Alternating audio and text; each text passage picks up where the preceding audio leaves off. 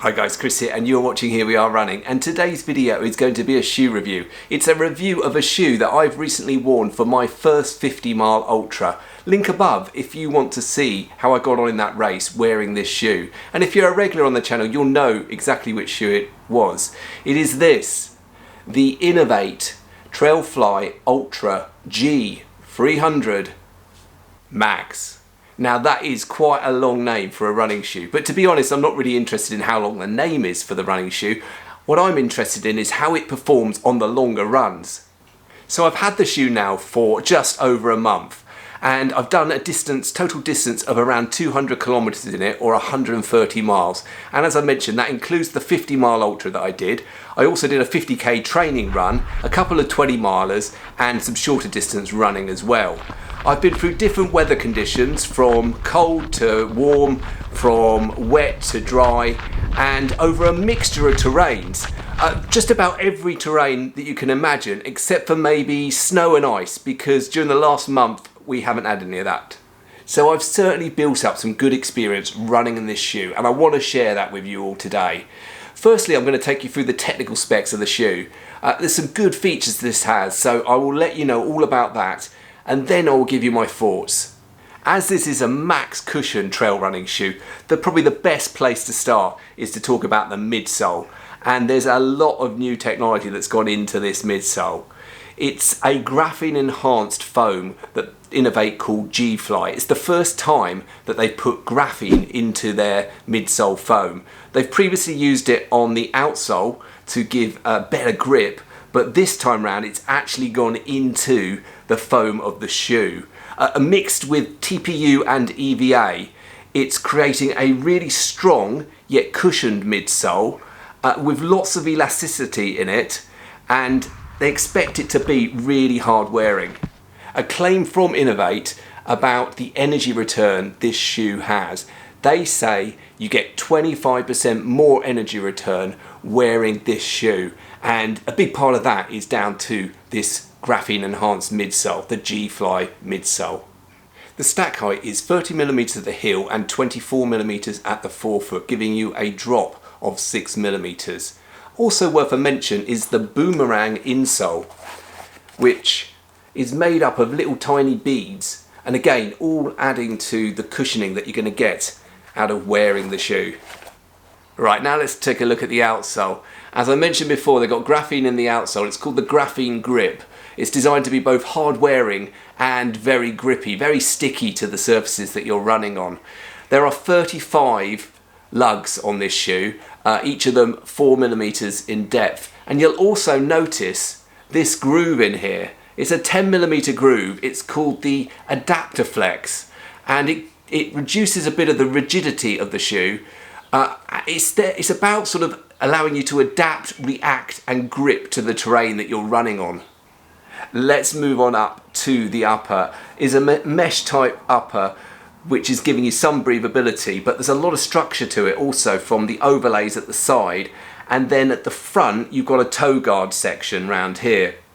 Now the tongue itself, it's a racing style tongue. It's gusseted to stop debris getting into the shoe, but it's actually quite lightweight, but also quite comfortable.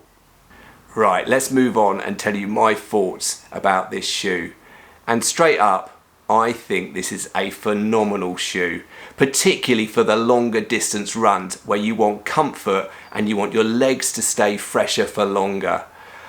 This shoe really does fit well into that category, whether you're doing your 50Ks, your 50 milers or your 100 milers. This shoe does so much to keep you comfortable and to keep you fresher for longer on those runs. Having said that, it's not perfect, and as I said, I tested it on a number of different terrains. All of those terrains, whether it be out on sandy paths, on gravel, on rocks, on dirt, performed really well, stuck and gripped well to the ground and moulded to the textures of the surroundings really well. There was one terrain though that I tried it on, and it didn't do so well on that, and that was mud. We had some patches of mud in the 50 miler that I did, and my feet were slipping more so than they would in some of my other trail shoes. So that's just a kind of warning area there. If you're looking for a shoe and you're going to be running a lot on muddy ground, then there are probably other shoes where you're going to get better grip from them. Look for one specifically designed for that. But pretty much in terms of all other terrains that I've tried it on, it's really held the ground well. And this adapter flex that they've built into the outsole, again, I think that has reduced that rigidity that the shoe would otherwise have, and you really do feel your foot moulding to the terrain that you're running over when you're running in it. If you're ever worried about a shoe being too narrow in the toe box, particularly when you've been running over longer distances and your feet might be swelling up a little bit, then I don't think you've got anything to worry about in this shoe. It's their widest fitting toe box of all of their shoes. It is really wide, and you're not going to get that situation where you're in a narrow shoe and your feet are rubbing against the sides of it when you're running. Plenty of room in the toe box of the TrailFly. I will however mention that I did get a blister on my big toe on the right foot during the latter stages of my 50 mile ultra. It's the only blister I've had when wearing this shoe, and I don't really blame the shoe. That my feet were very wet at that stage, my form was not good, and we were running across a lot of farmers' fields where there was kind of a camber like that. So the big toe was being pushed up against the side of the shoe, and that did create a blister. But as I say, that would have probably happened in whatever shoe I was wearing on the day. One thing I will mention about this shoe though is it's not the lightest shoe you're going to have in your collection. In fact, it's the heaviest shoe that I have in my running shoe rotation at the moment. UK size 11, coming in at 394 grams or just under 14 ounces. That's a pretty heavy shoe. I've got to say though that it's a well balanced shoe, and because you are getting that energy return from wearing it, and also because it's very cushioned, what you might feel from a heavier shoe, you don't really feel. You're not feeling like this shoe is wearing you down. In fact, you're feeling the opposite. You're feeling like it's really pushing you forward when you're running those longer races. Worth mentioning it, and it would be nice if they could knock a bit of weight off of this, but I don't think that this is a particularly bad feature of the shoe at all. The one thing I haven't mentioned yet about this shoe is its price, and it is in a price category sitting up there on its own. The shoe itself, I would say, is in a category of its own. The durability, the cushioning that you get, the energy return, the comfort over those longer distance runs, it's a very unique shoe.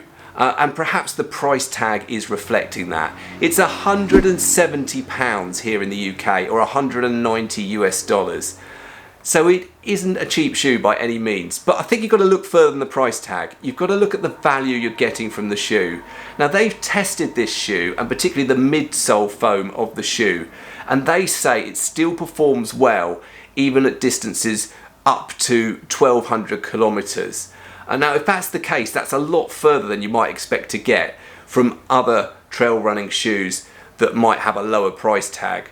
So when you consider that and the durability that you're potentially going to get from this shoe, then perhaps the price doesn't seem so bad. I certainly have no regrets paying for this shoe. Now I did get it for a small discount, managed to find a voucher code, so always worth looking around for one of those. But yeah, no regrets paying that sort of money for a shoe as good as this. So there you go guys, my review of the inov-8 TrailFly Ultra G 300 Max trail running shoe that, as you can guess, I really enjoyed running in. It's got me through my 50 mile ultra. I'm going to be doing lots more running in this shoe, and I hope you've really found the review useful. If you've got this shoe already and you want to drop a comment below, please do so, because it's good to get a wide range of opinions, and people watching this video can read the comments and find out what other people thought of the shoe. But as I say, I hope you've enjoyed the video. As always, if you have, please do hit the thumbs up button to give the video a like. And if you're new around here, well, why not consider subscribing for regular running content. But for now guys, goodbye.